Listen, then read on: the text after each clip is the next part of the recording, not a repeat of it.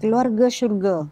Ini orang keluarga syurga, suami kiriman syurga, isteri kiriman syurga. Habis yang lain tu siapa? Neraka. Ni kadang-kadang masalah juga istilah kita ni. Dia begini, bila kita nak faham keluarga syurga ni, pada saya lah, mungkin orang meletakkan istilah keluarga syurga ni untuk sebut tentang keluarga bahagia. Keluarga syurga bukan bermakna tidak ada masalah.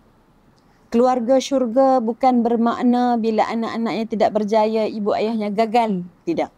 Keluarga syurga ni bila satu keluarga ya ada membawa akhlak-akhlak yang murni di dalamnya, ada sabarnya, ada amanahnya, ada akidah yang sahih di dalamnya, ada kita kata apa? Syukur dalam keluarga. Inilah pada saya asas untuk kita bina keluarga syurga, sebab nak dapat keluarga yang baik ni dia perjuangan ibadah yang paling panjang. Tak kata ke orang lain.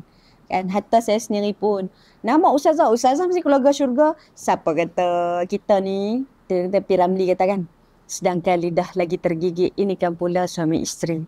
Bumi mana tak ditimpa hujan, laut mana tidak bergelora. Gitu. Contoh kan. Jadi nak kata apa? Contoh ya, orang lama-lama kata sedangkan lidah lagi tergigit. Kalau kita tahu dah lidah kita ni tergigit, kita buat apa?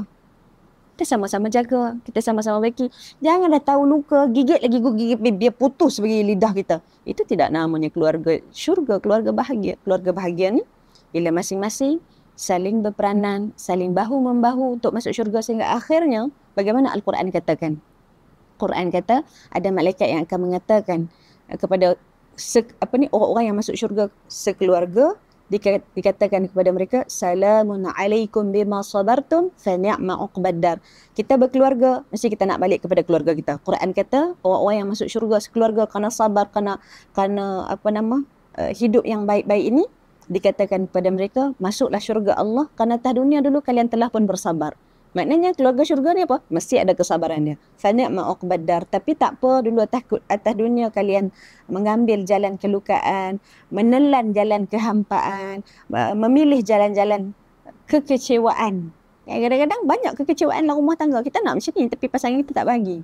Lalu akhirnya Quran kata kalian sabar, maka inilah yang akan membawa kalian masuk ke syurga. Fa ni'ma uqbaddar.